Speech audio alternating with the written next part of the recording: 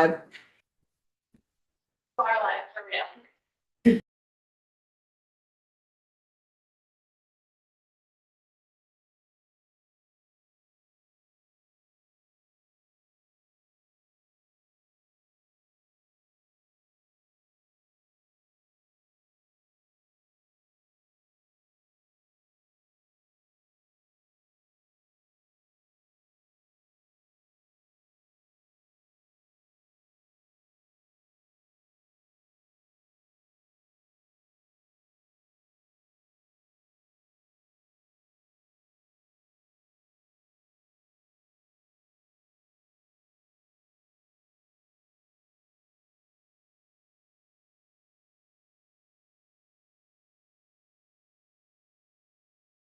Because of me. Okay, you're good. Okay, we're good too. We're live and we're good.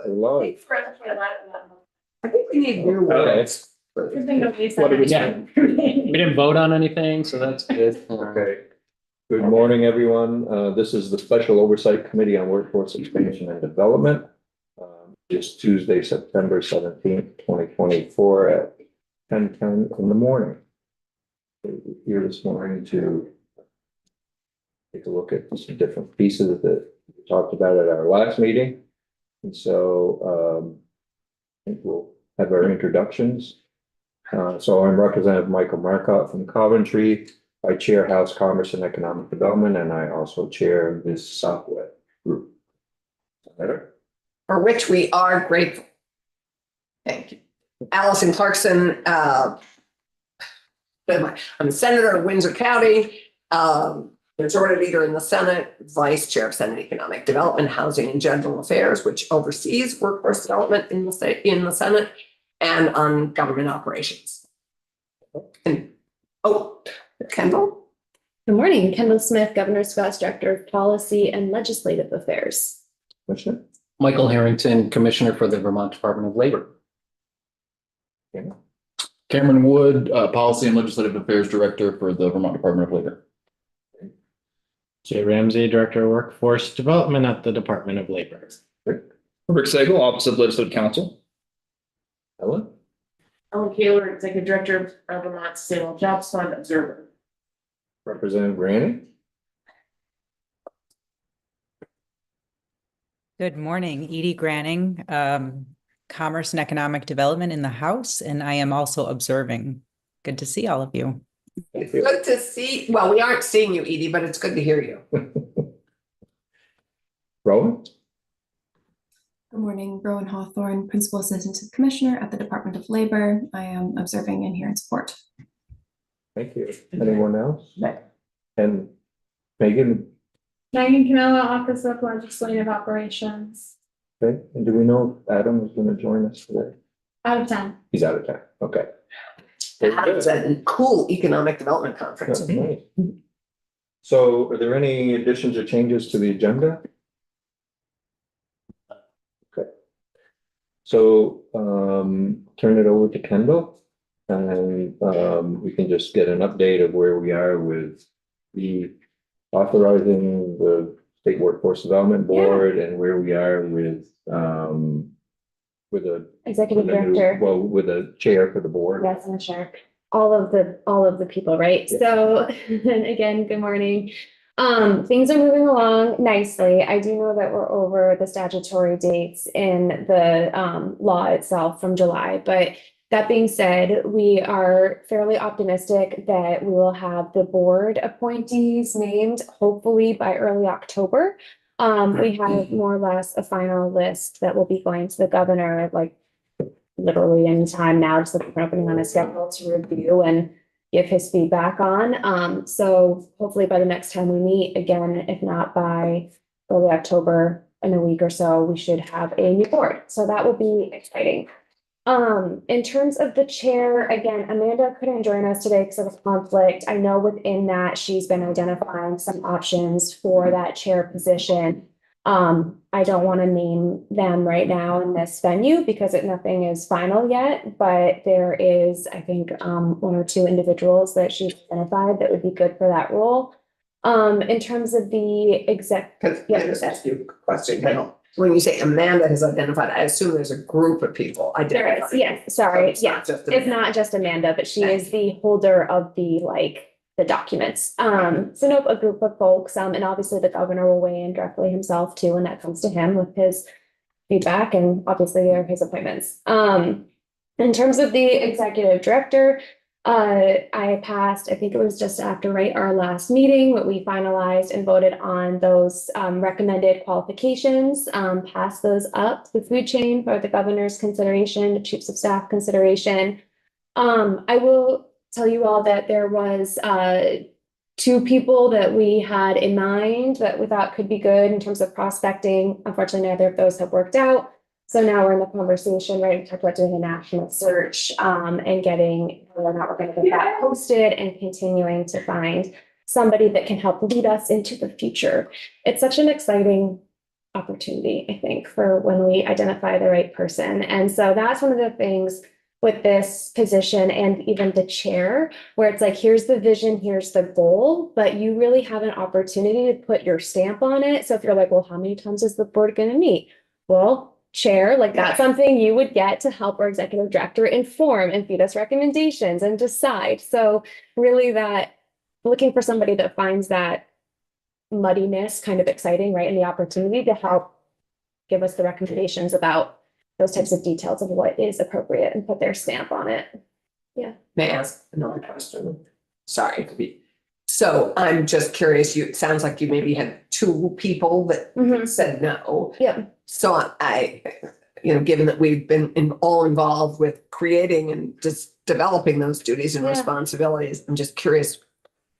Do we maybe ask, what are the reasons? Is it salary? Is it too big a job? Is it, One of them. what's the barrier? One of them was salary.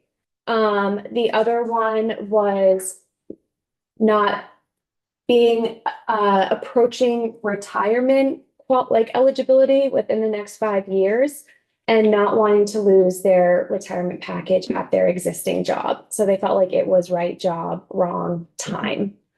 Ah, okay.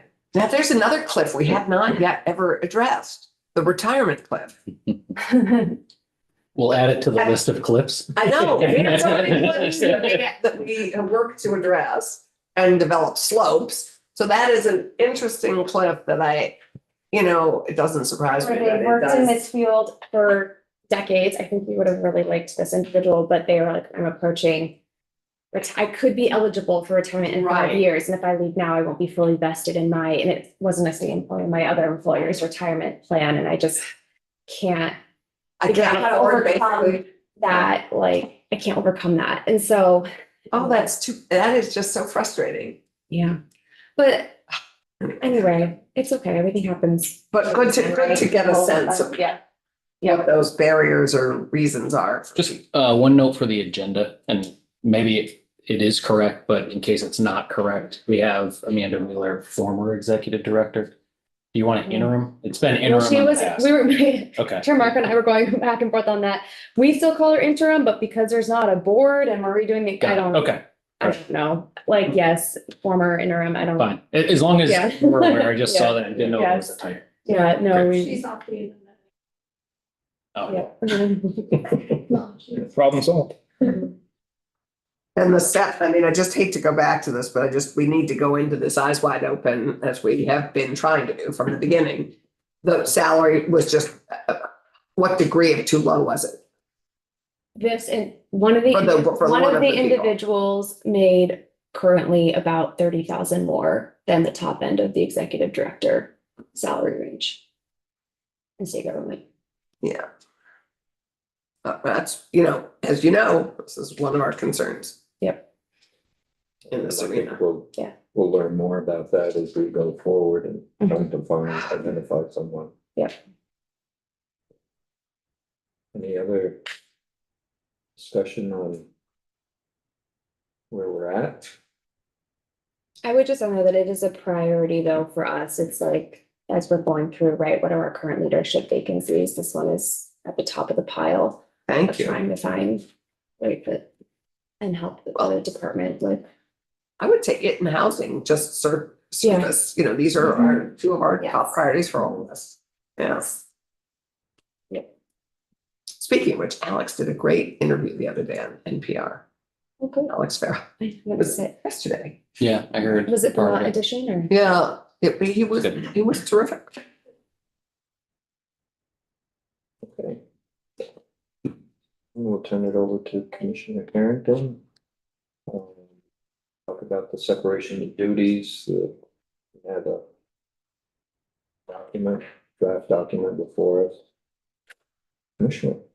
So I'll set the stage, if that works for everybody, and then pass it off to Cameron. As some may know, Cameron has a background both in law and legislative policy, and has been intimately involved with these discussions. So he and I and Jay at various points sat down and reviewed what we had presented, which was kind of a laundry list of duties at the last meeting. And then we wanted to refine those. We also wanted to capture some of the duties that we had laid out in the duties and qualifications, which were non-WIOA for the executive director, and try to expound upon those a little bit. So we also have some general recommendations as well, like, why does section 540 live in Title 10 and not in Title 21, right? That's just a general question where we may want to address that in this group somewhere along the way. So Cameron went through. Could you just remind us all and the public differences between Title 10 and 20? So Title 21 is the labor title. Right. And includes other workforce activities in there. Title 10 conservation and it's development. conservation and development. So not sure how it ended up there, however many moons ago. But there may also be a desire here to move that over to the other workforce statute. It may be more of a discussion between.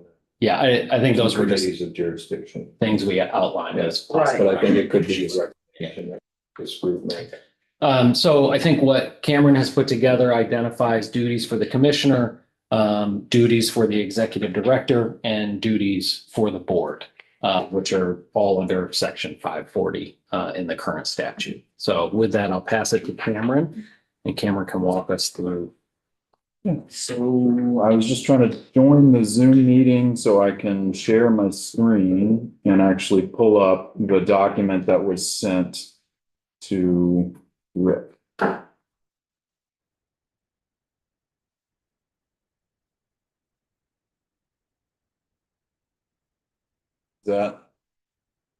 Is that big enough? Zoomed in enough? There's a little bit of delay. Yeah, and kindly Megan has printed it out for us, for those of us who So are in the room. So again, for the record and the public, Cameron Wood, Policy and Legislative Affairs Director for the Vermont Department of Labor. So I was not at the previous SOCWED meeting, however, and as the commissioner mentioned, in having some discussion with the commissioner, with our deputy commissioner, with Jay, and, also being somewhat aware of the ongoing conversation we've been having about the duties vis-a-vis commissioner and this executive director. We just wanted to pull a document together that was incorporating some of the conversation you all have had and some of the qualifications that had been developed, I think, at a previous meeting for the executive director position. So this was really my just kind of first attempt at pulling together this document, knowing that, if this were to be presented from this committee to the legislative body at the end of this, knowing there's probably a lot of cleanup that has to go into this to make this, structurally sound for your legislative drafting. So Rick, I apologize for, some of this would need to, have somebody go through with a fine tooth comb to make sure it's all fitting. However, May I just, yes, ma'am. again, not just fitting and how it aligns, but also how it coordinates with the work we've just done in the powers and duties. Because I think it doesn't fully align. So that's why it's important to do this work of going through this now. But then 100% agree. This was, my first attempt at pulling things together that I was aware of, fully understanding that you all obviously would want to go through this with a fine tooth comb and add your own input, as well as, input from external individuals as well. So the first thing I just want to point out is starting with the section 540, you will see I've deleted everything. However, I believe all of the language that's here is being incorporated below. I just, again, not wanting to necessarily follow legislative drafting style for this document because I thought it would get really, really messy and be difficult to follow along. So just understand that's why I kind of struck through all of the 540 section to begin with. However, when you get to what I believe is the bottom of page 2, I didn't put page numbers on there, so I apologize for that. What we have is where I've started to incorporate some of the language above. And what I tried to do here was underline what in theory would be new language.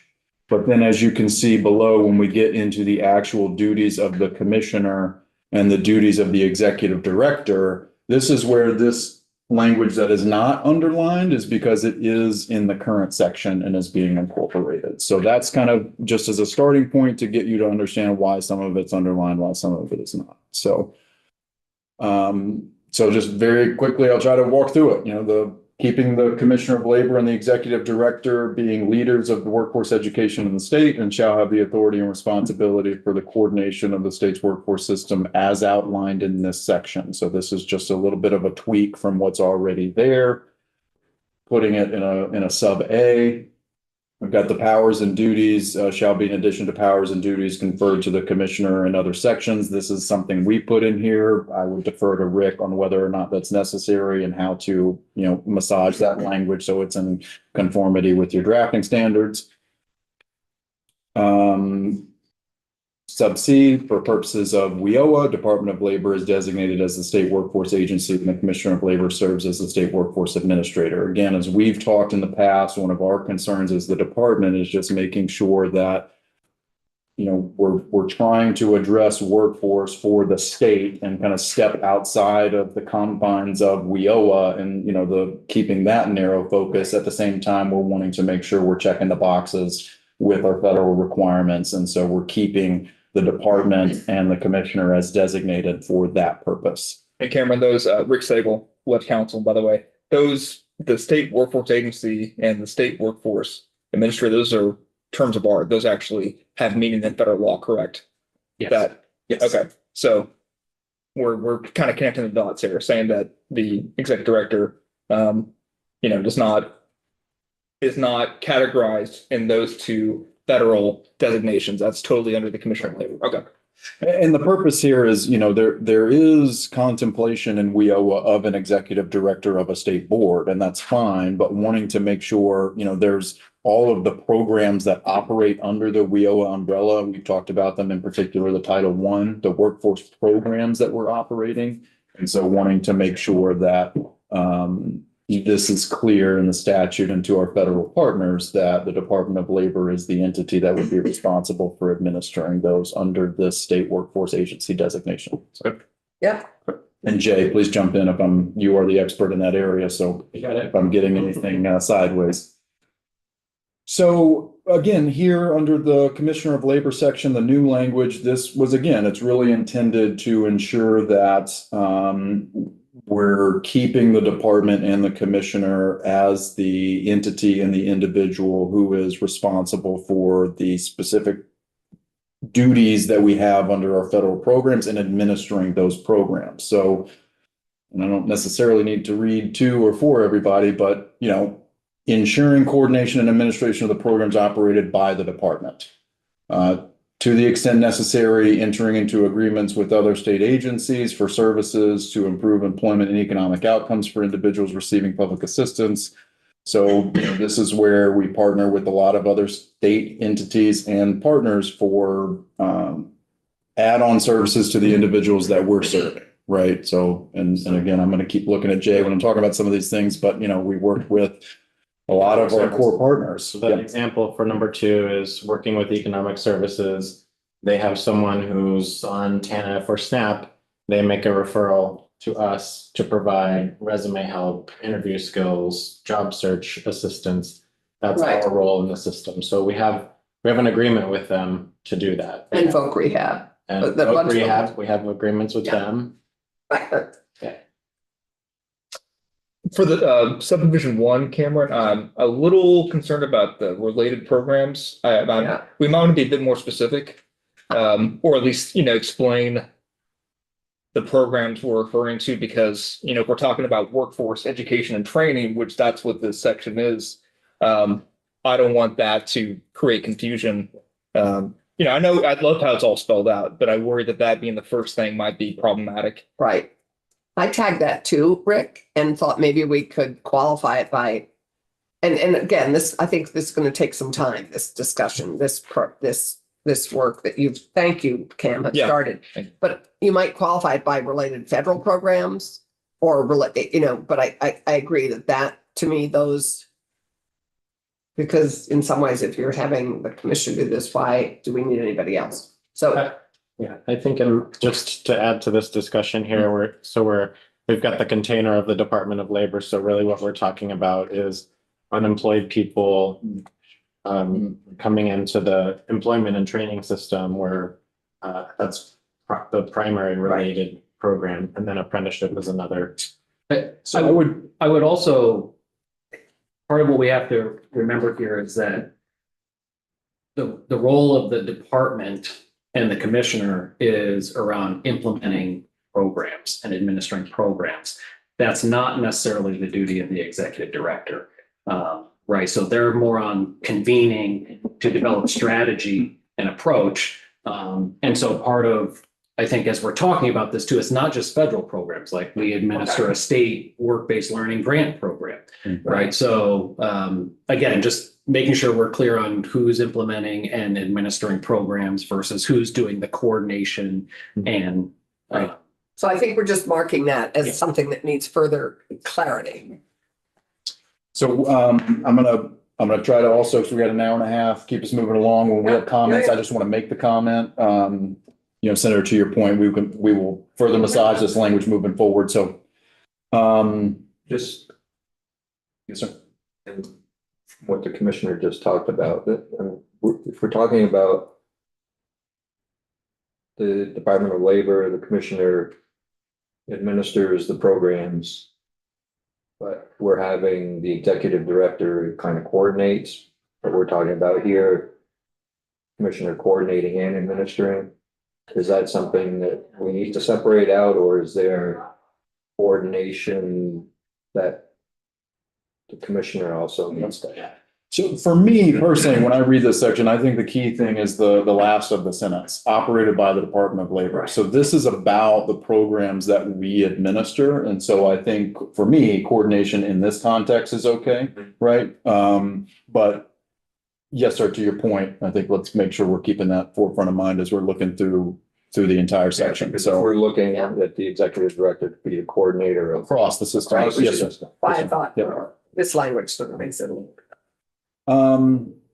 Okay, so to 3, develop strategies and provide support to entities responsible for federal investments in the state workforce system. So again, Jay, I'm inviting you to chime in here too to help me understand and flesh this out. I think the thought being here that there are a lot of other federal investments being made in the workforce system. Sometimes there are direct appropriations to entities, from federal Department of Labor funds, for example, right? And so we're wanting to make sure that we're supporting those entities to the extent that they need it, from more of an administrative perspective, as well as the other, supports that we can offer. I think apprenticeship is one that's directly related. We get federal money for that, but there's also congressionally directed spending that goes out to not us, but inevitably they do connect to us. So I think this is just trying to create the reason for those entities to work with us and us to work with them. Right.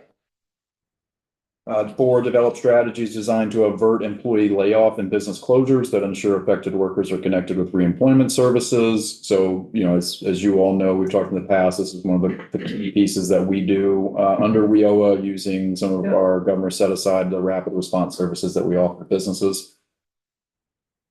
Administer a system where employment and training resources are provided to individuals and businesses through both physical and virtual service delivery, and establish offices in such parts of the state as he or she deems necessary.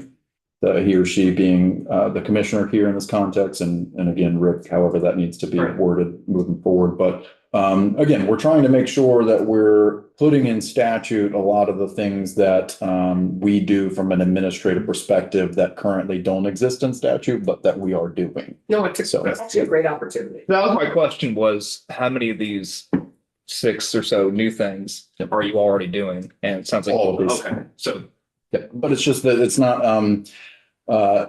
in a perfect world when we all have unlimited amounts of time. I think the Title 21 in most chapters could use an entire rewrite. So we And so there's over time, Yeah, this stuff just hasn't been put in. So we haven't rewritten Title 21 in a while. There's a lot of outdated stuff. Damien's Yeah. purview. Amy And and I talked about that a lot, one summer when we had nothing to do, with getting together, but. yeah, Title 7, the rewrite of Title 7 undid Damien. I mean, that was such a huge, rewriting a whole chapters is just. Is a big lift.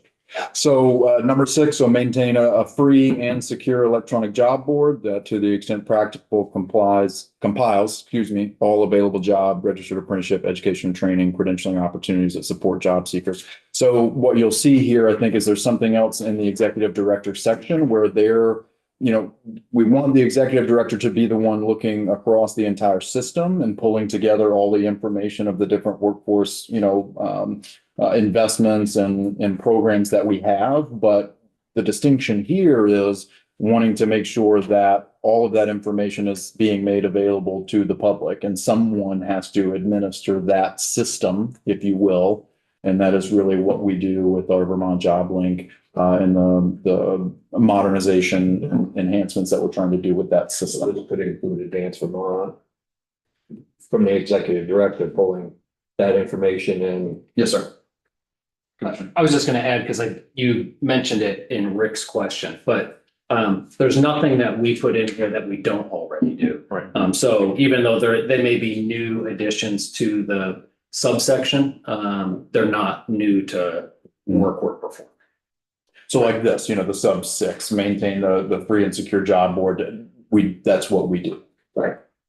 Okay, so then we get to 7, 8 and moving on. So again, these are not underlined because these are already currently in 540. So I'm taking these and leaving them under the commissioner's expectations, if you will, where they currently exist in 540 under the commissioner. These are the things that would in theory stay with the commissioner if this change were to, the separations were to move forward. So Just on this question on, so in 8, we talked about providers that receive state funding. Is the dollars that flow to the state through WIOA considered state funding? Or is that considered federal funding? Because I'm wondering if we need to add federal funding in there.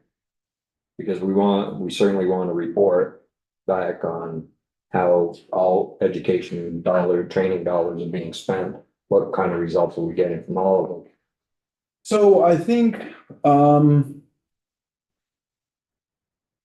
ahead, Jay. All right. When we, so it may be a good idea to include federal funding in there, but for state funding, we're usually giving grants out to businesses, and then they have to report back to us, like who participated and what were their outcomes. Like the wet fund. With the federal money, it's usually money that follows an individual for something that they want to do. And those training providers that we spend federal money on are already in our system, and they already have to report to us. They're already required to do that. So we're just adding this other layer of saying we have a similar requirement for state money. Okay. And I think a key thing though for here, we're going to get to data in a second about requiring certain entities to provide us with data. We talked about that in the past. We need to build on. What I would say here, though, is to Jay's point, we issue a lot of state funds, the WET fund, Next Gen Fund, et cetera, to businesses and wanting to make sure we have the authority to require them to report back information to us. I wouldn't necessarily want to add federal here because I don't think we want to go to AOE or, AHS when you're thinking about, hireability and say, hey, you have to provide us with a report, us, Department of Labor. I think we don't want to, But we reserve that further on for the new director. the executive director should be providing a comprehensive report to the legislature, and I think it can incorporate some of those things in. Yes, sir. But to this, I think it's in the current language because it gives us, as Jay was pointing out, the ability when we're granting out funds to private entities to say, this comes with the requirement that you have to report back to us what your, what the investments are. So, Ellen, sorry. So Ellen has, I guess my concern here is that there are, and this is, I think, one of the challenges that had us wanting to coordinate all this work in the first place is that there are entities that get state funding that don't necessarily have a tie to DOL that are in the budget that are kind of random or that began random and now have embedded themselves. So that is my not all state funded workforce development programs necessarily have a tie to DOL. So That's why we need to make sure that they're tied to the executive director. exactly. So I guess my question here is that I think that is sort of an area we need to clarify. And you'll see most of the duties that are in 540 are moving over to the executive director under this draft. So we're going to get to those in just a minute, and we'll see if that is going to cover what you're thinking. We can add it in too if we need to clarify that. Better it's on tonight. I'm just curious, if when you all receive the data back, the reports from the organizations that you've done grant making to deliver services, and they report back on the number of people served, the number of hours, whatever the different output measures are that you all determine in your grant agreements. Do you all then take a step back and take a look at them across, in terms of leadership, taking a look at the data results and do any analysis about really answering the so what question? In RDA, it's like, is anyone better off for having done all of these things? I think we could do better. I will just say what makes it difficult is that these funds are not. So I'm going to compare the state funds to the federal funds. All of the federal funds are administered through JobLink. So we can track who's done what. The state funds are not granted through JobLink. So there's a data collection and analysis hurdle there where it's a logistical challenge. In the new JobLink replacement, we'll be able to process grants in the new system. We'll be able to collect that data and analyze it more efficiently. Because it just seems like, in terms of the intent of when we get to the section on what the executive director of putting together that sort of more global report across all the different workforce programs and agencies and departments that are working on it, that it would seem to me like from the Department of Labor, then you would be providing to the executive director not just the output data, but the analysis of here's how we think these programs that we're funding are actually doing from an analysis perspective. And one thing I would add here too, I think it's difficult. We've talked frequently on this committee about wanting to make sure this executive director position has the kind of eyes and understanding of all these investments. And then hopefully also when we get to the legislative and funding process, there's a little bit of coordination and flow of that through the executive director to you all. Because one of the things that we've run into and we've discussed, if you have a a private entity coming directly to the legislature for funding support. And then that money gets into the budget and the funds are going directly to that entity. We don't have a lot of, the words are here on paper, yes, but we also don't necessarily have any ability to then go to them and require them to do something. What I mean by that is we don't hold the purse strings anymore in that instance. So we can't mandate that they do something to us, or we're going to withhold your funds, right?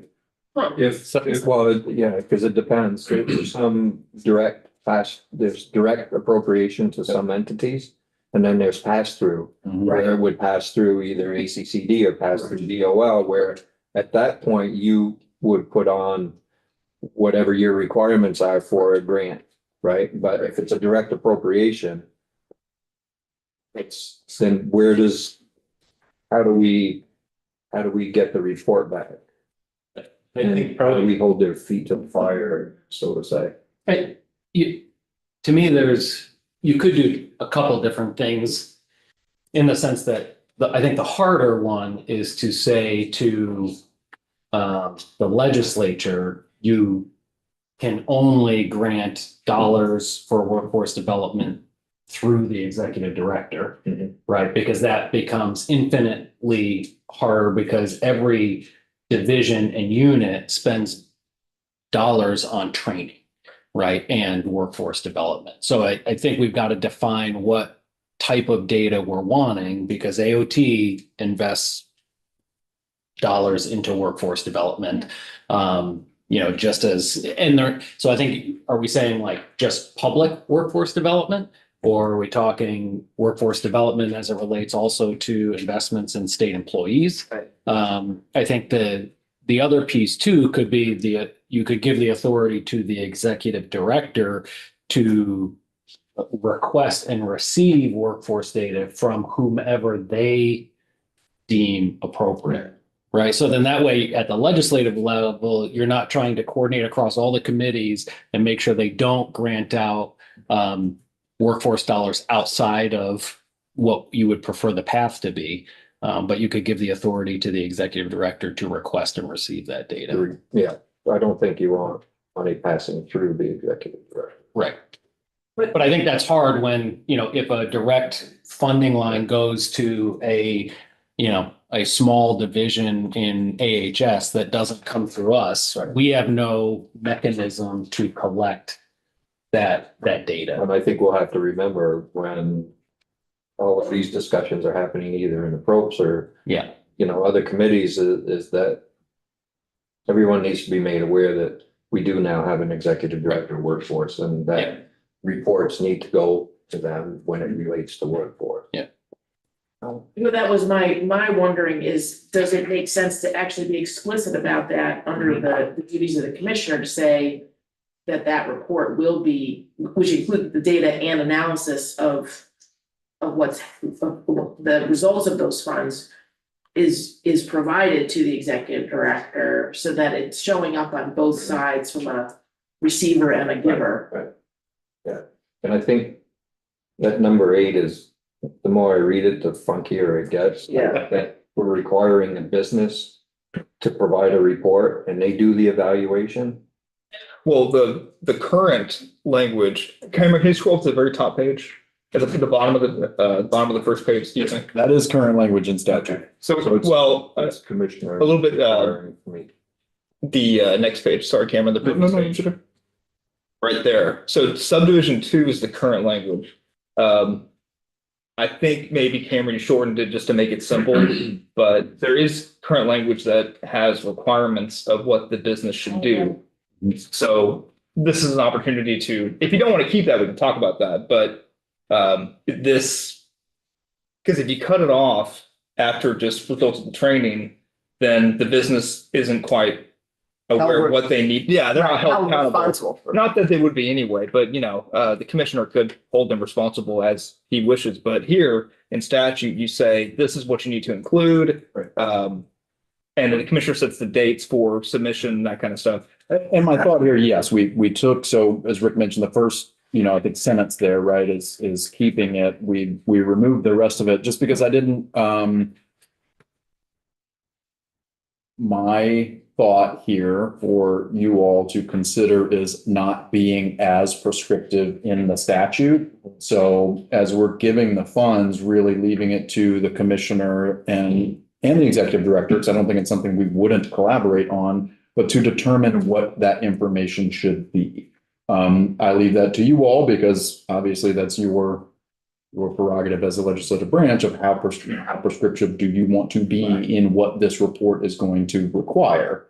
You know, depending on the funds, depending on the business, depending on, is it an apprenticeship where you have the federal requirements, is going to really dictate what information we need. And I think the challenge for this language as it has existed is it's slightly different than what we have for federal requirements. And so we have to go through a process of, is it this, or is it this, or is it something else? And usually it's in the something else category. So it makes it a little bit more labor intensive to try to collect the information. You know, I would advocate for federal measures are not perfect, but if we're looking at social security number, first and last name, where the person lives, and then reporting out on what was their wage after they completed the training, some quarters out. Right. What was the occupation that they ended up in? That's the important information about the program quality. Did it do what we thought it was going to do? And did it, as Ellen's asking, does it have an impact on the person's life? So if we can agree that those things should be removed because they're a different set of requirements, it adds a challenge to us to collect it and analyze it when it's different. And then I just also want to throw out here, you'll probably already know this, just in case you don't. We have narrative reports where the business gives us a summary of what's happened, what worked, what didn't work. And then we also have, just simplify it, an Excel spreadsheet that has social security number, first and last name. And we use that information to match the wage information with UI. And that's where we get the information about the quarterly wages and the occupation. And so what really we're talking about here is a narrative. What did you do? What was the success? And then B, the behind the scenes data that allows us to do the analysis. So I think, Jay, this brings up, and this whole discussion brings up, I think, one of the great opportunities that we're looking at and that Alicia identified, which is we have an opportunity to finally, or to, as we do the coordination of this work, to actually make consistent the data and the analysis and the collection so that we actually can present unified picture, a complete and unified picture of what how our workforce is being developed from 8th grade to into adulthood. And I think as I listen to all of you, I feel like this is the opportunity and the challenge that we face in this coordination and in this work. But I think what we want to come out with is being able to, when anyone asks, the governor, the legislature, whoever, well, how did we do and where did we do this and how did we do and what were the results, that we were able to pull it up with some ease and present a complete picture. So, but where we do that and how we do it is, I think, what is still a question for me. And I don't think we have the answer to it yet fully, but.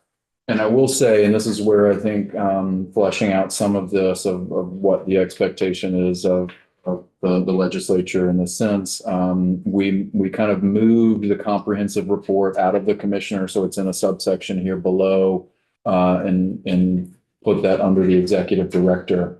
And I think that's where it's a question of what's the making sure you may want to be more prescriptive in that section of we want a comprehensive report and we want it to include these things. So, but I guess my question is, as we look at how much of this is WIOA work, we want to make sure that is able to be integrated with ease.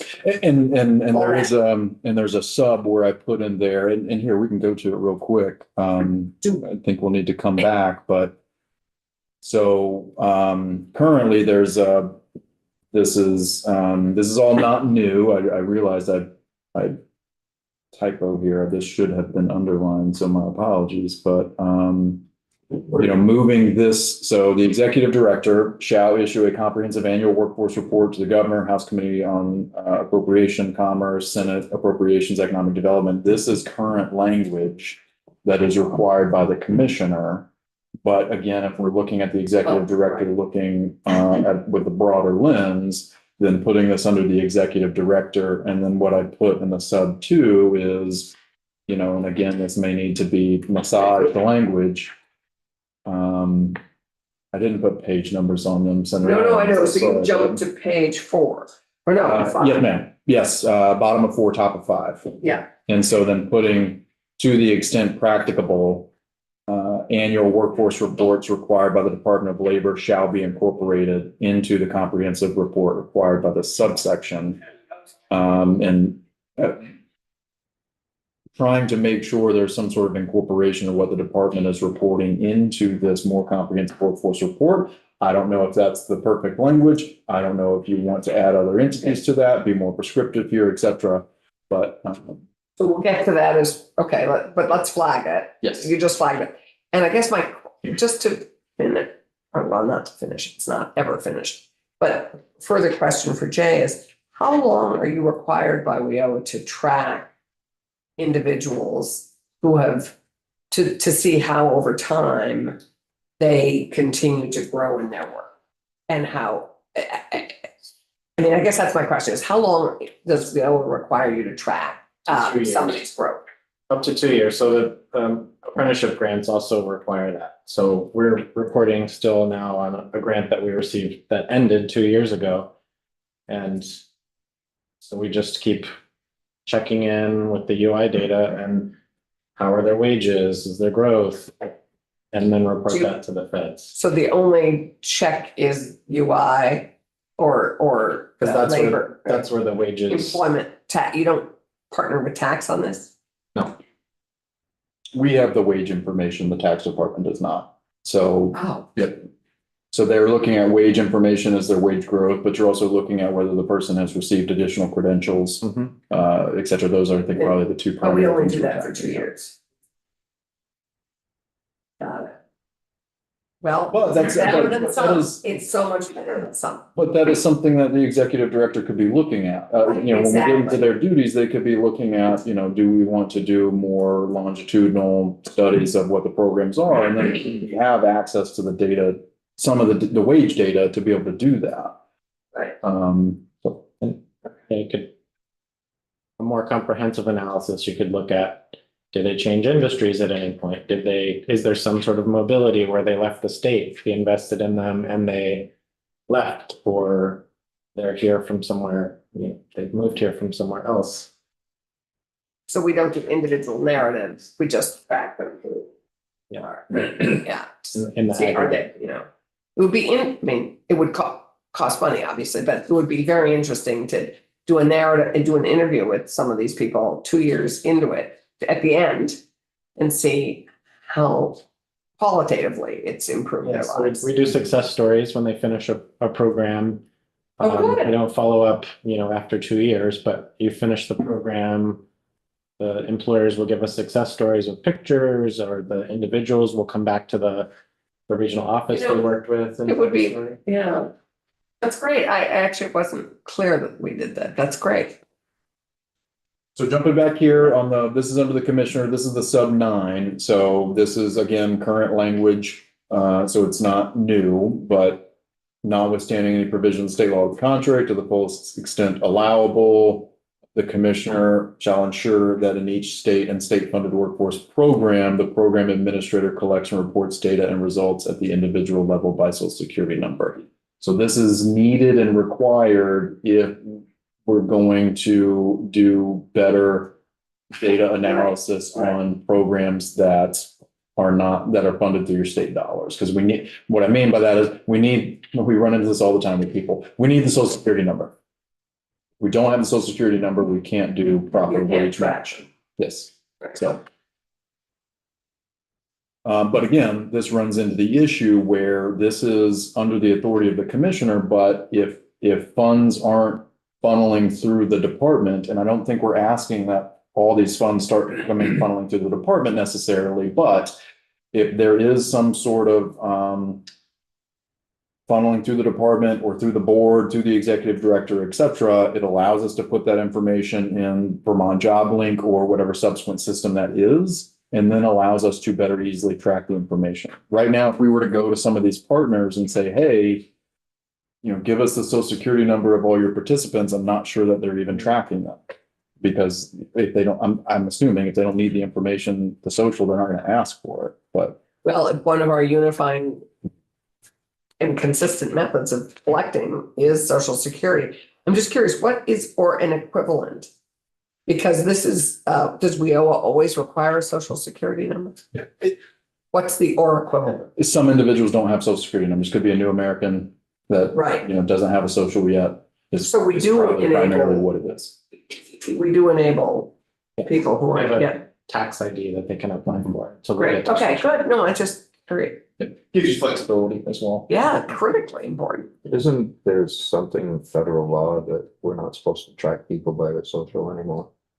Except for probably WIOA or other things, but I mean, for a private entity, For a private entity, possibly, but we're not talking about it. no, but Private entity yeah, but here. if we're talking about, other dollars that are being spent that aren't flowing through a department or that are just flowing out to another private entity, are they able to track? If we're looking for data, are they able to track by social, or do they have to track by specific other means? I don't think the employers have access. So, the UI data is on a secure server. So Department of Labor staff, very select few of them have access to that. We also have access to interstate wage data. So if someone leaves here and goes to another state, there's maybe 5 people that have access to that data. So if you're requiring the employers who get a grant to report this to us, it's essentially our data to do the analysis and reporting out. And the employers would not ever see the individual level, like what the wages were. I think, Mr. Chair, to your question, a legal question that I guess we would have to research. Correct me if I'm wrong, Jay, like most of the funds, if we are granting it out to an employer, let's say, to have some sort of workforce development program. In most of those instances, the individuals it's usually on the job training or apprenticeship, right? So the individual's working, so the employer is going to have access to the social because they have to do the I-9 and then they're going to have to report the wages. But I think to your question, it's maybe the nonprofits or other entities that are probably not providing the actual work-based learning aspect, or maybe doing some sort of training. And the question is, are they allowed to track the individuals at the social security number level? I don't know the answer to that question. I mean, when you start thinking about Vermont training program, or ACCD, I mean, how do we get the information we need, the data back? They do use socials They have to use something to inspect you. with the But then employer. so how does that work at ACCD? Making sure that that you have those secure. And there's only X amount of people that are, is that the same way, or should it be that the data that we're collecting through socials should flow into Department of Labor? I'm just wondering all of this, we talk about data security and all of that. Data privacy. Yeah, just maybe. And keep in mind too, there is, in the bill that you passed last year, there is a report requirement to come back to you regarding data. I think it's called a data warehouse, but work in that space. But we do work with ACCD. They do provide us socials. We provide them. I believe it's aggregate information back. I don't think it's at the individual level, but. And just one other comment, because Senator Clarkson, you were sort of asking about a program that is out there that is outside of it's a workforce development program, but it's not housed at the Department of Labor. It several million dollars of funding. That those participants we don't get them picked up in any way in our system. And so without something like this requiring those programs to work with the Department of Labor or use Vermont Job Link as their program registration system, we don't.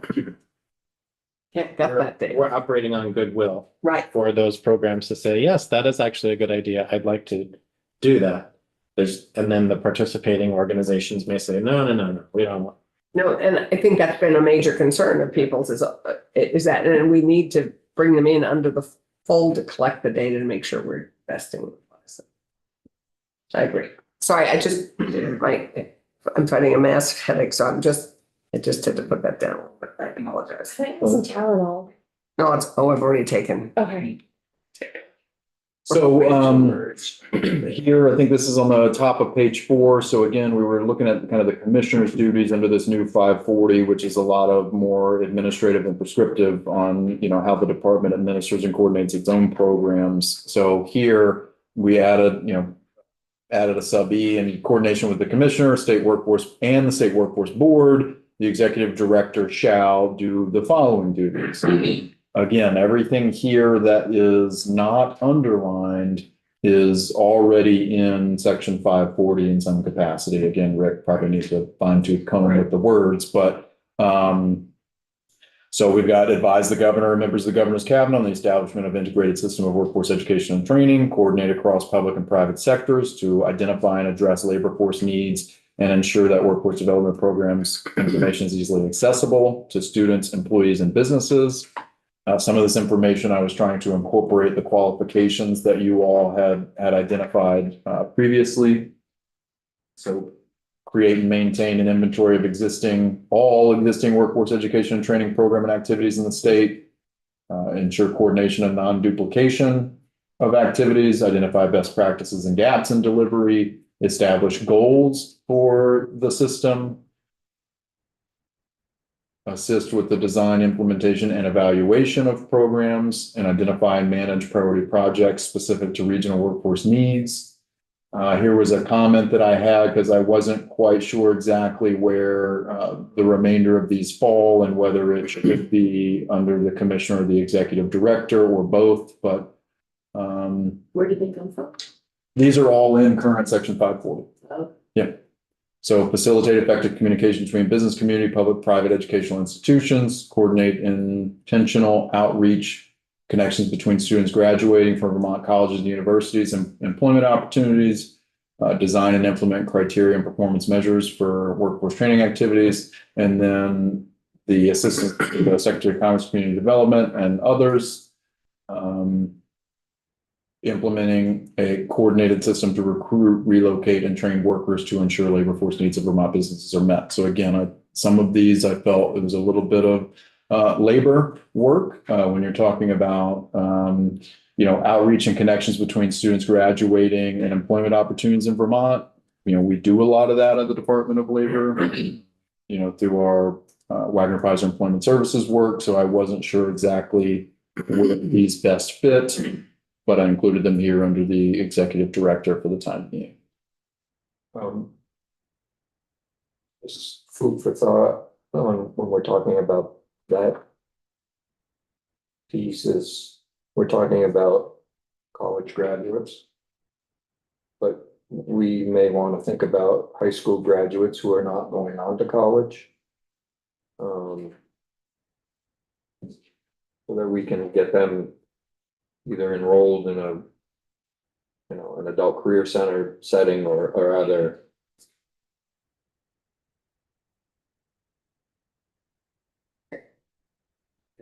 Yeah, absolutely. We have them collected to it, particularly ones who've done any work at the career and technical education centers. We have their data in the system somewhere, right, Jay? So I would agree that we should work on expanding that so that we coordinate it with the Department of Education, the Agency of Education I would, hardware SCTE programs. just for everyone's information, the challenge in that is that the education system does not collect social security number and the rest of the universe does.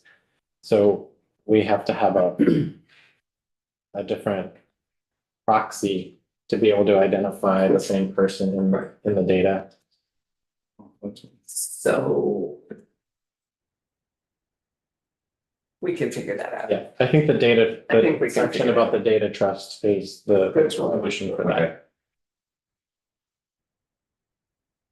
Thank you. And certificate programs too. So if they register at let's say they're at CCVJ, CCV doesn't collect social security. Yeah, colleges will have that, but So this includes CCVs, even if they're Right. there for just, for a shorter period for a certificate or program. Okay. But I think this is key. Yeah, two questions. On number 7, Mhm. the last part of the sentence says, and manage priority projects specific to regional workforce needs. So that is new, and I'm just curious. Because we haven't really talked about the executive director, like actually managing and the doing of the doing, and I'm curious about that inclusion there. What was the thinking? So I will say I took that from the qualifications that were created. I believe you guys had a document you were looking at qualifications of the executive director. And so what I was trying to do was incorporate the qualifications and that document into this. And so there was a lot of duplication with current language. So, happy to crosswalk that for anybody who wants to, maybe outside this conversation so we don't waste the time. But I wanted to make sure I was incorporating everything that did not appear to already exist. And I believe that that was in the qualifications document for the executive director. I can't remember if it was. Is it under project management, maybe like Mhm. experience in designing, developing, managing, and evaluating large scale projects? That was part of the qualifications, but it doesn't show up in the duties. So it's right here. So under the duties and responsibilities of the office of, so this is for the office, Yes. right? I didn't want to give, I personally, as I was drafting this, and this is a question for the committee and how you all want to do it, I wasn't trying to give duties to the office. I was trying to make sure there were duties of the director. And so, yeah, under duties right here, under 9, it's Right. develop and manage the priority project specific. Yeah. Yeah, thank you. So, yeah. And then my other question was on the part number 8 through 11, where you have your comment. What's Yes. your thinking about, like, you think it should stay with the department, with the commissioner? Because if it sounds a little bit like that still makes sense to be at the department with the commissioner, but what's your guys' analysis on that? I'm probably least. Some of them I don't know. It's up to you whether you think they need to be in statute, because I think their functions just occasionally performed anyways, like facilitate effective communication between the business community and public and private education institutions. I think between us and the Agency of Education, we do a lot of that already, and ACCD as well. So to me, it's like, I don't know what the value is in articulating it specifically under Part E of the executive director duties.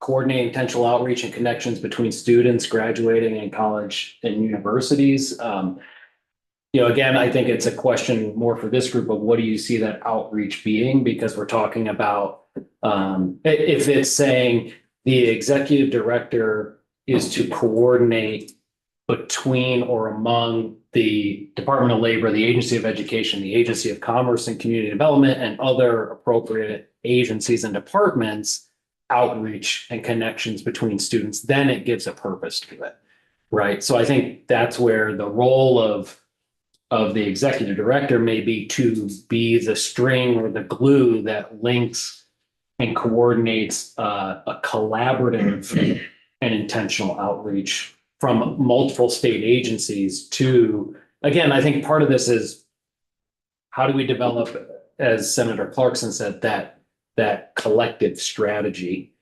for whether it's students graduating from high school or students graduating from colleges and universities. You know, or just students at transitional points in their career path. But the coordination is really amongst who, right?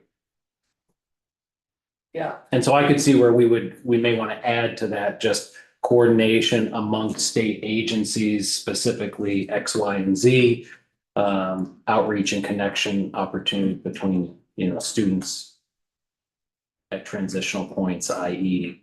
graduation. Yeah.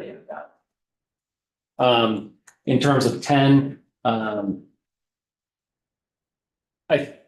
think to me that may be, again, I don't know if it needs to be under this specific executive director, because I think we're all going to have to play a role in designing and implementing criteria and performance measures when we talk about the data collaborative. Exactly. I mean, that's the key piece, is so that how we can all enter it consistently, get a consistent picture of what the outcomes and results are. And so again, I could also see where designed to make it. I could see where 10 and 11 go together, right? So, you know, 11 talks about bringing all these people together, and I would say, and we should add and other state small a agencies, right, under 11.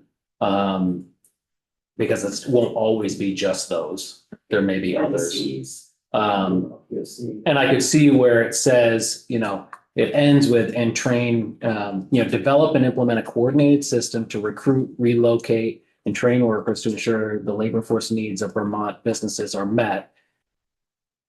And you could add another sentence or part to that also includes the design and implement criteria that includes, right? So a system, you're developing a coordinated system that includes criteria and performance measures for workforce education and training activities. So I would maybe combine those two. Combine 10 and 11. Yeah, to some degree, because to me, right. But when 10 by itself is to what it's a end? good note. Yeah. Right. So I think in 11, it says, hey, we're going to bring all these people together and we're going to develop a coordinated system with these criteria and performances that the participants come up with. Well, great. Good note. Rick? Whenever Cameron's done typing, I'll have him scroll up to subdivision 1, or actually just top of subsection E. The word coordination, it's an important word. It requires, you know, some level of communication and possibly approval with the Commissioner of Labor and the board. And this is really up to the committee, you know, how you all want to structure this, but just so you all know, that's an important word. Consultation is a less of a, how do I word this? Consultation would still suggest that the director consult with you and the board. But, you know, just kind of language matters there. And subdivision 1, the current language on the establishment of an integrated system of workforce education and training, it seems like that already has been established, and maybe we should update the language to say management, or you can word it establishment and management of an integrated system. Subdivision 1 there, Cameron. I don't know what you think about that or what the committee thinks about that, but I just figured this was written when we didn't have anything yet. Right. But now we have. And now we do. And you're absolutely right. It's the management's key. Because there's nothing much to advise when that's already been established. So just something to think about how you want to word that differently. Those are my notes so far. This is good. On that point, on the E, I'm just wondering, since the previous section says the Commissioner of Labor should E start with the Executive Director of the Office of blah, blah, blah, in coordination or collaboration with the Commissioner shall? Just in terms of flipping the. I leave that to Rick and the team of editors at the Office of Legislative. No, sir. You leave it to the committee and the legislators. Tell me what to do. Yes. I may suggest what else you and write it that way, but they may have, no, we want it that way. No, I know. I don't think it was intentional. No. One was written one way or the other, so. I would agree with Ellen. That's a good flip. Oh, sorry, I actually have one more note, Mr. Chair. The subdivision 12 at the end there, ensure the State Workforce Development Board carries out its duties and responsibilities. My only concern is that word ensure. I know we used it in the previous subdivision to ensure the labor force is met. On number 11 there. Yep. So I don't know, I have a concern that, how does the director ensure Right. that the board does what he or she tells them to do? And what are we rarely have consequences, right? But is there a different way possible to word that, or are you guys comfortable with ensure? That's all I have for that one. Let's see. It's, Could you say assist the board in administering or carrying out their duties? Just so you know, we just went through a compliance audit and there are specific federal findings that relate specifically to the board that the state as a whole has an obligation to rectify. And so I think it's trying to figure out who do they live with, right, to ensure that the board brings the state into compliance. I would also maybe acknowledge that under this section, we want to, I would just highlight section 541A, right? Because if it ever switches or changes, I just want it to be as outlined or as required under the Workforce Innovation Opportunity Act, something along those lines, in case we flip-flop sections. I guess, whose responsibility is it? Make sure that the board is operating and functioning and providing and doing the duties that it's traveling to do. Is it like goes to the executive director, then to the commissioner? So, great question. I don't know. I don't think it's that clear. I mean, I don't want, so to make it very clear, but not realistic, is that essentially the governor is the one required to ensure that and if the board is not meeting its expectations, that the governor changes the board chair, the board membership, whatever. I mean, it seems like it shows up on our compliance report. So the compliance report comes to the Department of Labor. We own the findings. Yep. But the findings are specific to, the board needs to do X, or the board hasn't done this, or the board needs to do that. And so then it, to us, we would pass those on to the executive director to work with the board to satisfactory resolve those findings. Yeah. But if we're putting it here. Right. In 12, we're saying basically that you're in charge and you need to make sure that the board's carrying out its duties and responsibilities. And then what happens if it doesn't, right. And I think because this new director falls directly under the governor, then the governor is going to tell the executive director, you got to get the board back in shape.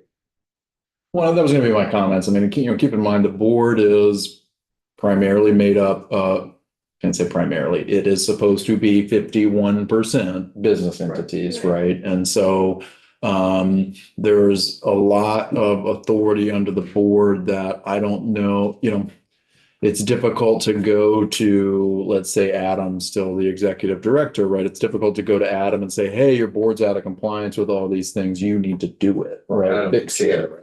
As the chair, And so that's where I think it's important to have this under the executive director. So someone in state government is owning their requirements. And I do think it should be under the executive director because the board, in some respects, oversees the work that we do as a department. And so we have run into the past issues where it's a little bit of, Department of Labor overseeing its own requirements under WIOA. And, there is an argument to be made that the board has some of that authority and should be overseeing some aspects of what we do. And so that's where I put it under the executive director. Well, and then, I mean, it's, in that respect, I mean, I'm comfortable with using ensure. If that's what we want to do, is making sure that this new director is taking that responsibility of overseeing the state workforce development board, making sure it's functioning the way it's supposed to. And I'm fine with that. And I like this, like I said, separating some of this out so it's not looking like you're the, you're doing both. You're kind of the cheerleader and you're also a regulator type. Makes sense. Okay, a lot of good comments. I've tried to capture everything. Please feel free to, shoot something along to me. This is just our first. Yep. If I'm missing something or anyone, I can't, and I apologize, as I'm sharing screen, I can't see if anyone has their hand up. So I don't know, maybe I'll pause for a second in case We can't see it Representative, either. right, Representative Granning or Rowan or anyone else had comment that we have How do we lost see over. it? Megan can see. Okay. All three. Okay. So you'll let us know if somebody is waiting wildly. Representative Granning just. I was just gonna say, you all are on top of it. Every comment I was about to make, someone in the room said it. So you're awesome. Thank you. Okay. I'll remember that line and use it next session. Yeah, you could turn to Edie and say, I'm awesome. Yeah, no, I'm awesome. not that line, but that's also a good one. That's also a good one. It's in section. Thank you, Edie. 540, but it's new, so it may not be online yet because it just passed last year. Okay, so I mentioned this, we briefly went over this earlier, but there currently is a requirement in, the current statutory language that requires there to be this annual report. Right. And so, So you're at the bottom of page. I believe bottom of page 4 right now, right? But this currently does exist, so it's not new. We thought in our drafting here, if you're wanting, the more, again, broader lens of workforce development activities across the state, that this report should move to the executive director. But again, knowing that we at the department, we submit our annual workforce report. I think we now have an annual apprenticeship report. There's other information that we're required to share. I didn't have the opportunity to go through, Rick, and try to find every single potential one. And Those are one of my questions actually was how many do y'all? And so I don't have that at my fingertips right now. I'm aware of at a minimum 2. But so that's where I put, to the extent practicable, annual workforce reports required by the Department of Labor shall be incorporated into the comprehensive report required by the subsection. I just pause on it. It does give us again an opportunity to consolidate who's reporting to and what's needed. And that's a great question, Senator, right? Because for example, do you want the annual apprenticeship report that we're required to submit incorporated into this as an addendum, or do you I think it's want? a key element too. I agree. And so it's, So it strikes me that we may want to take some time and just look at all the reporting that's required and consolidate it in some way that gives us, if we're trying to do a sort of a uniform and consistent report every year so that we can track it, have it all together in some thoughtful way.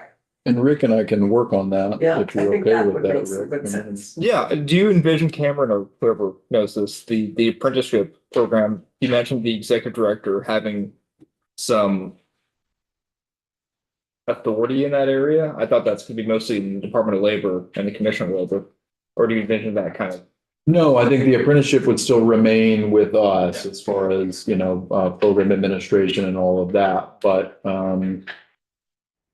when I was thinking about this, again, the question I have is just, do you want a separate comprehensive workforce report from the executive director? And then do you want the Department of Labor submitting its own workforce reports? Or is it best to incorporate all of that together? Yeah. It might make sense right now to say combine them all, right? But if the executive director is not really involved in the apprenticeship program, they may not know when they're presenting the report or even making the report, they may not know what this information means. Well, it's that part of their job to know everything. I mean, quite honestly, I think that's the whole point here, is that what, and that they, if they don't know about the apprenticeship program, they damn well should. And it should be, I mean, I think it's a key piece of our workforce. And that's why I included the sub 3 too, Rick, just, Yeah. you know, that the executive director shall have the support and coordination of the department.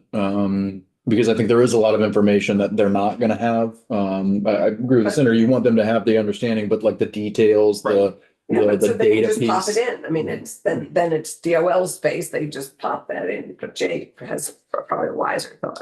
I don't know about that. Well, for all of the federal funds that we receive, we have to submit an annual report. It's a narrative and it's a data Per fund, per program. per program. Right. So WIOA Title I has a report, Title III has a report, the Agency of Education's Title II programs have a report. Higher Ability has a Title IV report. So we're not, I guess in my mind, we're not saying, let's create an additional report. We're saying, let's package the reports for the federal funds and for the state funded activities.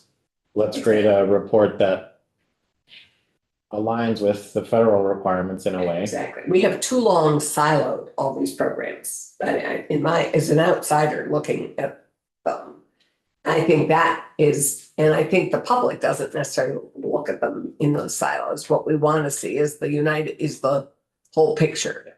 And so we can help ourselves and the public, I think, see it in a more seamless fashion. And maybe Is that what you- fair? I think so. And maybe what you want the executive director to do is have an executive summary that Yes, ties it all together and tells the story. And so just, Set. I mean, for me, in receiving this report, I would probably ask the executive director to come in and present the report to the committee. Right? That's what I think, what we're hoping. And I think what we're saying here is that whatever Department of Labor has in that they would be there to assist. To flush it. But also, I think, you know, if there's sections of AOE, there's sections, AHS. Then, so I'm wondering if we need to include more than just DOL's assistance to the executive director, that, you know, whoever is providing information for this robust annual workforce report, that they also would be available to assist.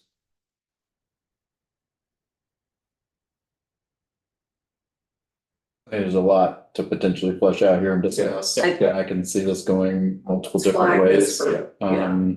It's like what I don't know that you want is somebody just saying, here's AOE's report, here's VDOL's report, here's Higher Ability's report. I put them in an addendum and there's a 300-page document. Have at it. No, you don't want that.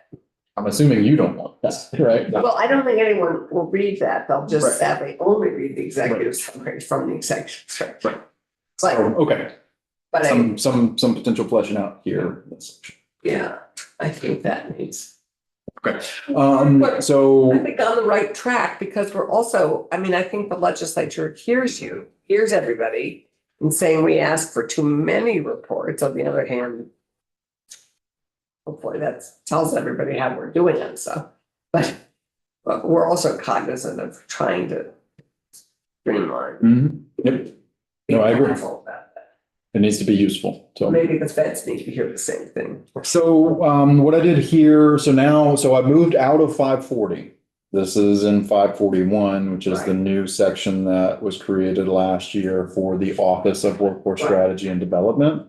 There were part of the executive director duties and responsibilities that you all and qualifications that you all were working on. And there was specific thoughts about what the office should do. And again, I thought it best to incorporate them in duties of an executive director and not the office itself.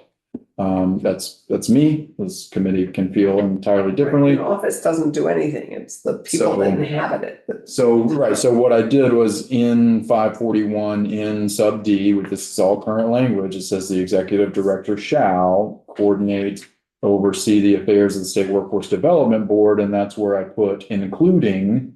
And then I took these from the document that you all had already been developing. So these are the things that the executive director should be doing in relation to board operations, essentially. But does the executive director have the ability to, or to ensure that?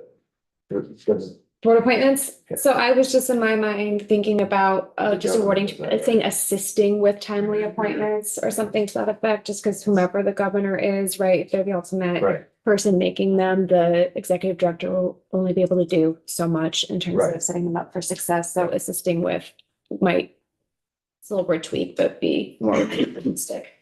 So assisting with, Timely appointments of board members to vacant seats. Because they can, like, I think of how other boards sometimes will send recommendations Right. up to the governor or the governor's office. Here are people that are interested. We think they'd be great fits, blah, blah, blah. Yeah. So visualizing is sort of. Agreed, and if it's, I was just gonna say, and if any additional comfort, I believe you did put in requirements last session into the board itself to require that, I think it's the chair has to submit recommendations within a certain time frame to whoever the appointment. Yeah. Okay, some are the governor, some is the legislature. Right. So, yeah. I just have a question about B and F. Maybe I'm not remembering, which is entirely possible. But the direction, the board's initiatives and programs and board-led workforce development initiatives.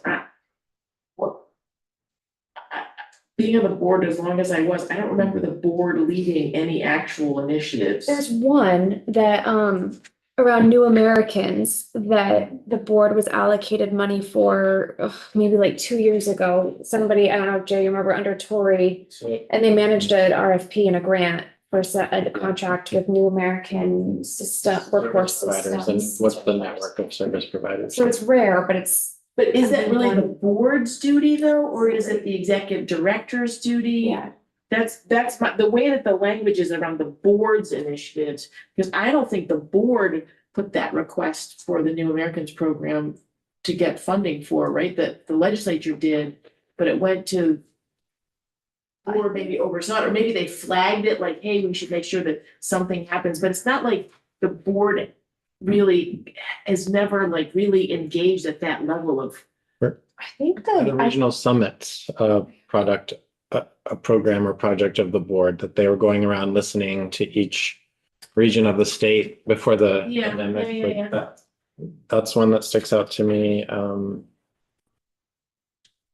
But maybe your observation about what the board used to do versus what it could and should do is what we're talking about here. Do we want the board to be oriented to advocating and identifying needs and trying to develop But I mean, programs? again, I'm also thinking back to when the board made the decision to contract with a vendor to do the asset mapping.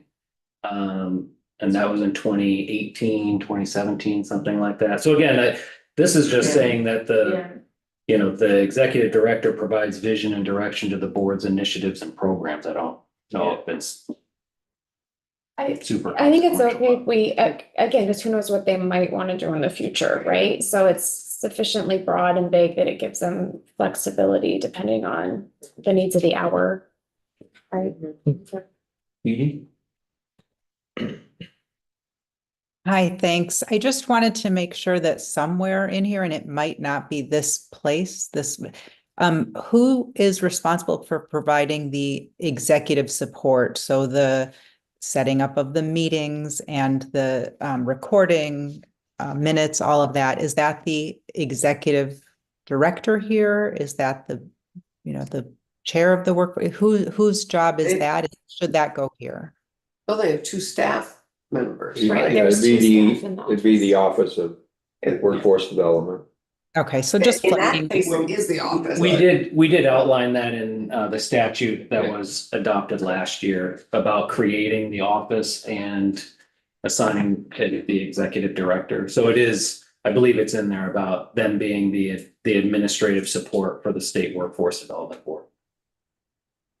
Thank you.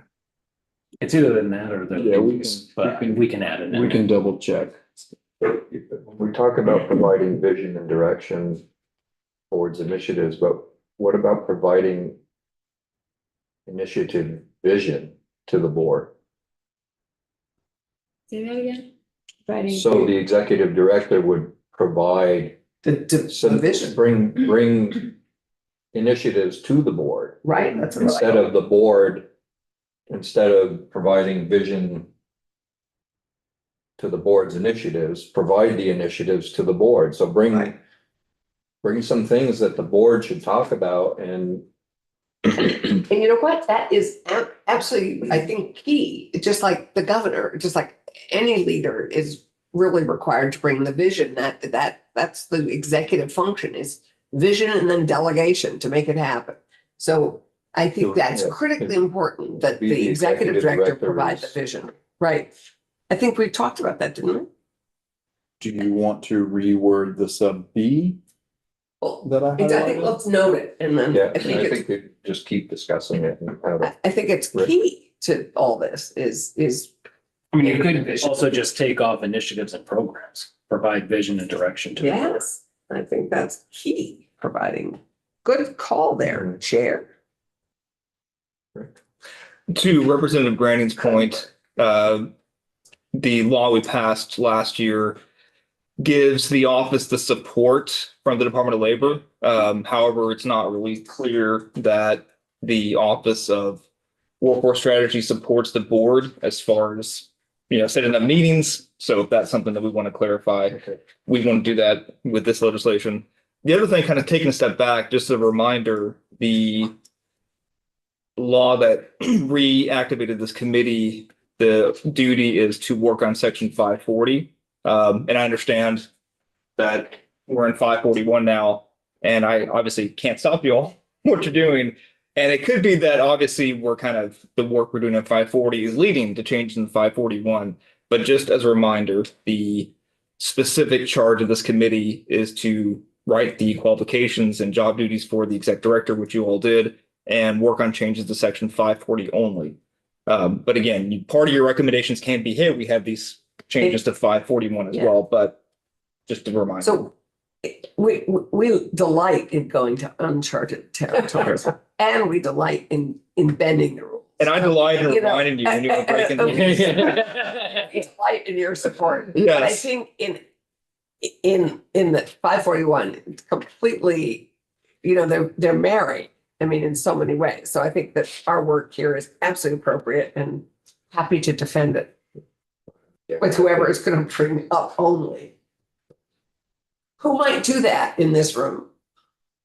Probably me, and I just did. Yeah, you just Yeah. did. So Yeah. thank you for making us aware that we're going into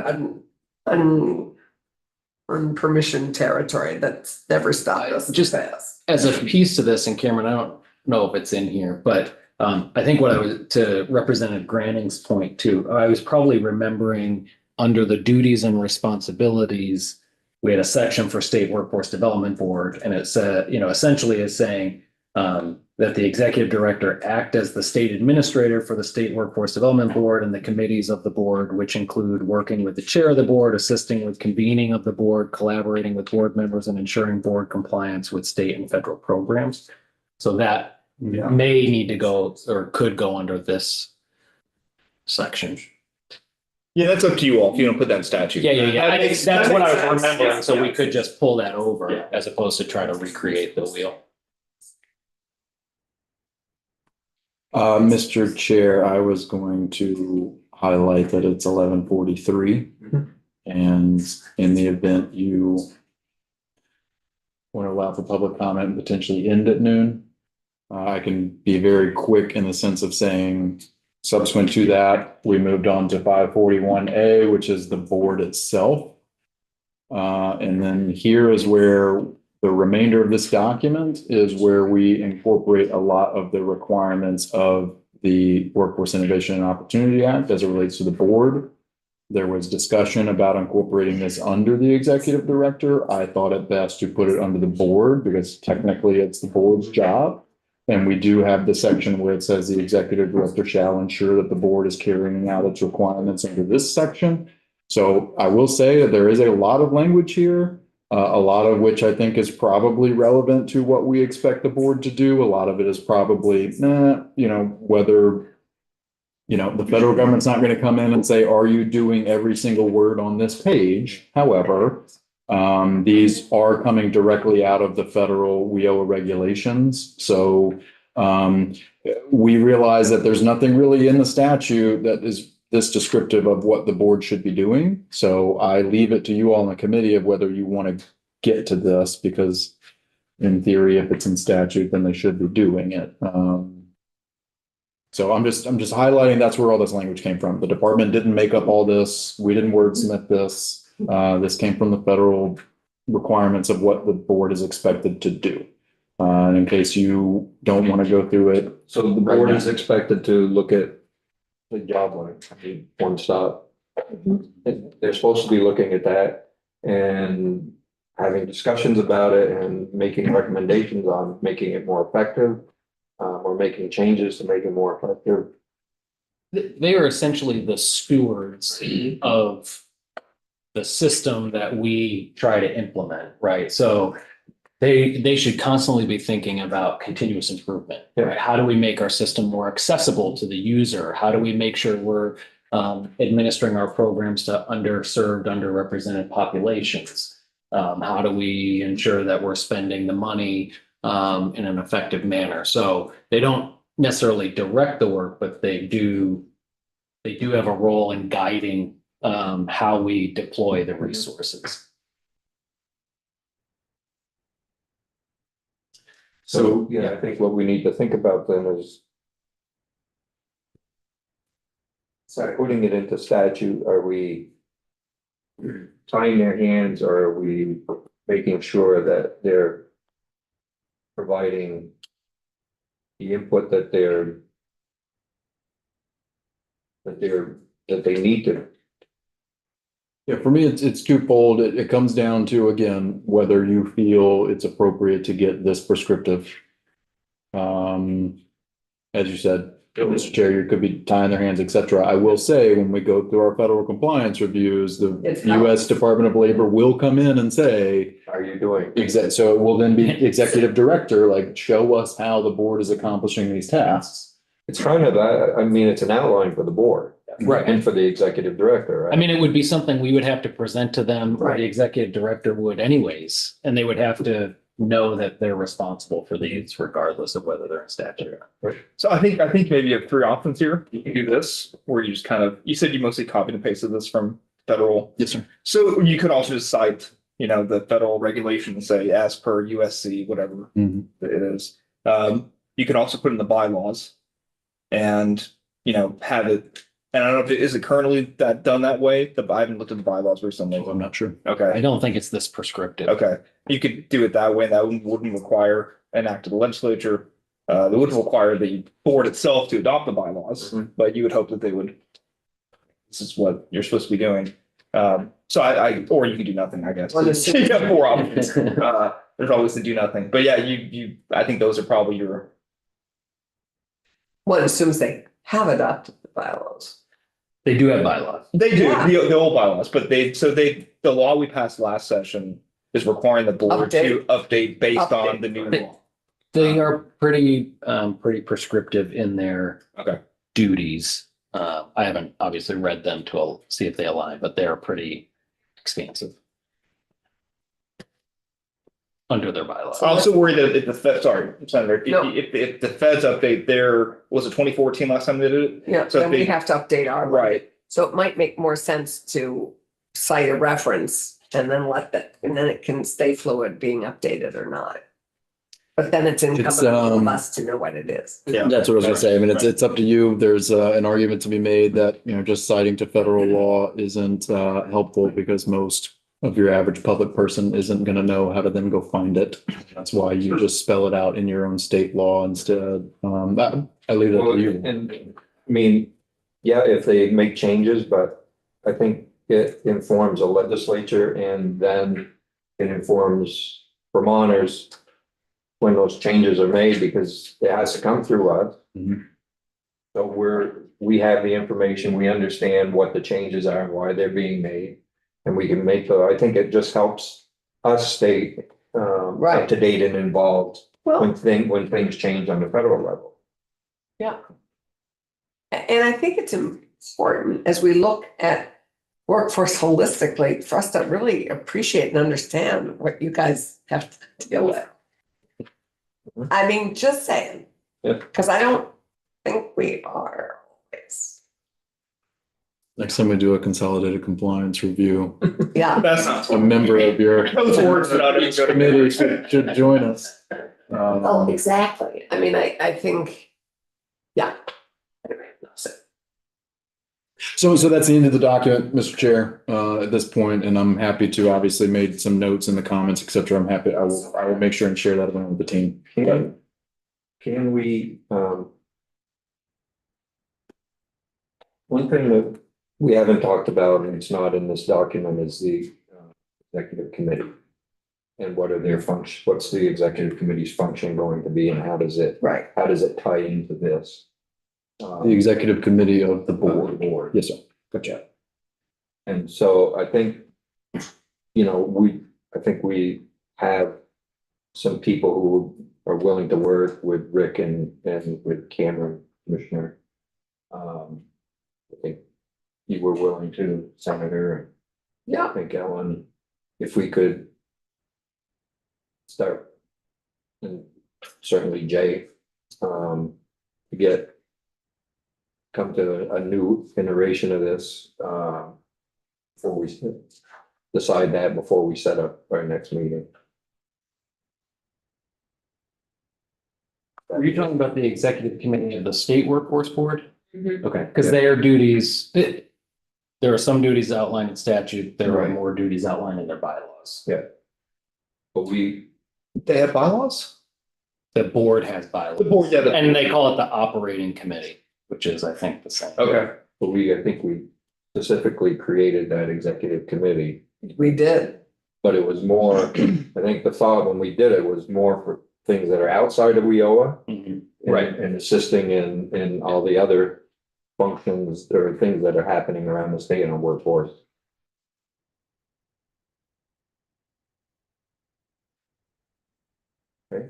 So to your point, Mr. Chair, if I may, I will send this around to the collective, but then we can just coordinate as far as getting comments and feedback back and having a working document.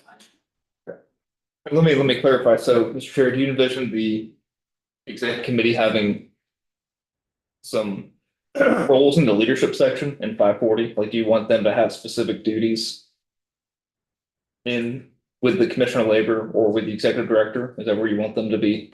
Well, I think in our discussions, it was with the executive director. Having specific duties with the executive director, Maybe there's a couple times where And the interface. we mentioned coordination with the board. Maybe it should be coordination with the executive committee of the board. That might make it easier. Instead of coordinating with the entire state board, just coordinate with the. That's one we example. need to be very careful that we're not creating an executive committee that removes the board. Mhm. We had that before. And we want to make sure that the board stays relevant, stays engaged. And not delegating their responsibilities to this executive committee. I think we want to make sure we're utilizing this executive committee for things that are outside of WIOA. And assisting and I think they're more of a consultant, I think, to the executive director on things outside. And I mean, they could be a consultant as well for things helping create the vision for the board as well, so. But I want to make sure we're not replacing the board with an executive committee. Critically not, because the whole point of making the board smaller is to kind of Right. hope that they will come more often and engage more fully, but I think that's also the job of the executive director and the executive committee in some ways to provide that excitement and leadership to re-engage. Okay. So when do we want to get this done? I'm just cognizant of our time. When do we want to meet again as a group to review the work of you just charged a little subcommittee again to actually do the next step, right? So if we look at, another 3 or 4 weeks and come back, is that enough time, or is there things going on that could make it difficult to? Oh, you mean what kind of campaigning? timeframe? What? You mean campaigning? Ooh. I'm happy to meet in mid-October. And then maybe all our forms will be done. I'm out that 13th and 14th of October. Oh, good. Otherwise, I'm Well, back that's on a the, holiday weekend. right, I'll be back on the 16th, if that's the week you wanted to meet, that's, other than that, I'm pretty available. Are you back like the 17th and 18th? Yeah, I'm back by the 16th. I can meet on the 16th. Okay, it's the 16th. Here, girl, and this is why you need a real paper I can't calendar. do the 16th. We have justice oversight. Oh, you do? But we could 17th. meet the 17th or 18th. About we meet on the 22nd. We can keep it on a Tuesday and make me really happy. Oh, that's right. Tuesday's your good day. Yeah. I'm open. I will just remind you, Mr. Chair, the committee is supposed to submit recommendations on job qualifications on or before October 15th. I don't know if you all have finalized We those. did. We did. That Last last meeting. meeting, sorry. So Then I just making sure that you weren't needing So to. that leads me to one question before we meet and discuss our meeting. Our separation of duties, the work that we did on this sort of the duties and responsibilities and the separation of those. We changed a bunch of it and all I can find is version 1 on our website. Of the duties and qualifications? Is that what you're talking about? Or Are they- The duties, what we were just going Well, we through. did the separation, this document, the separation of yeah. duties. 3.3, but I think that whatever meeting the last meeting, any additional things didn't necessarily happen to be a 3.4 maybe? There is a 3.4 that we finalized. So at can the we last send that to meeting. Megan so we can post it? So the 3.4 was separation of duties or duties and responsibilities? Duties and responsibilities. Okay, so We have not finalized, the separation is what we talked about today. Is the separation of duties. is the The 540, continued, the 540, yeah. is the continued work on that. Yeah. So that's 3.4. Megan, do you have 3.4 on our? I will send it to you, Megan. Yeah, I'll send it to you. That would be great, and then.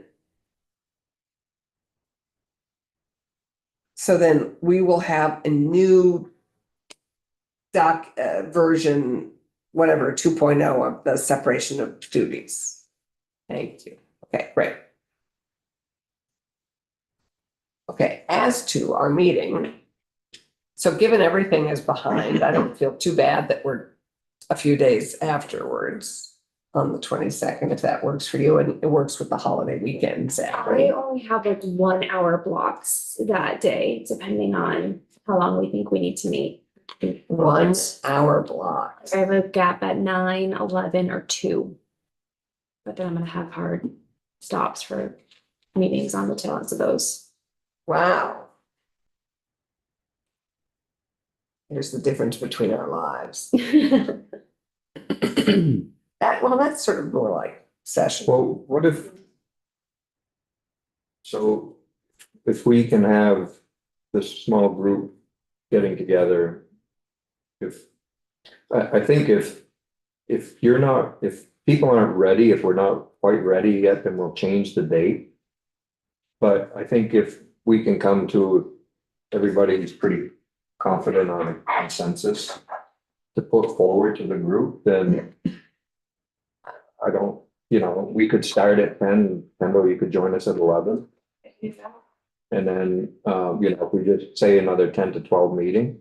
Plus, we'll get a document to you ahead of Right, time. we'll have a document ahead of time, and if we can, get that document out to everybody by the Friday before. Yep. And then we can all take a look at it, digest it, and if we see anything, then we can bring it up at the meeting. Otherwise, maybe we can be in a good place then. So let's tentatively then book 10 to 12 on the 22nd. Is that okay with you, Megan? Okay, you in town on that or you? Are you in town? On the Mike? 22nd? Yes. Do you want to be in this room? Yes, please. I love this room. As long as it heats well. It will be either really cold, really hot, That's not my experience or of this. medium. That'll be my 1 year anniversary of starting this job. How exciting. So excited. Well, 2 days we're before thrilled mine. you're still here. 22nd or 23rd, one of those. I was 24. It was a Monday. Right? 24. So, and then Okay, we'll well, figure out a little Close time enough. for our subcommittee to gather. I'll start by getting out this recent version to you all Into, by the end of the day. well, that's great, great.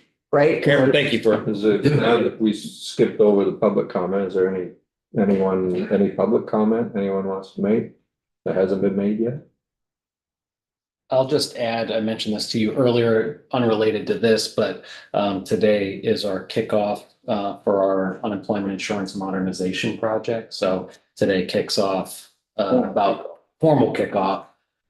We had some unofficial work being done in August, but this is a formal kickoff with the team. And that will start a clock ticking for launch of the new system by the summer of 2026. Beautiful. Congratulations. It's about bloody time, as he says. Amen. On this, Make we are all everyone's lives agreed. at the Department of Labor much happier. Yep. And I think everyone will legislature as well. Well, it makes all of us much happier. And it will make all of the people who need it much happier. Please, let's not have another pandemic or disaster before that. Right? Agreed. Anything else? Commissioner, thank you for that. Thank you. Well, thank you. Motion to adjourn. So moved? Second by Commissioner.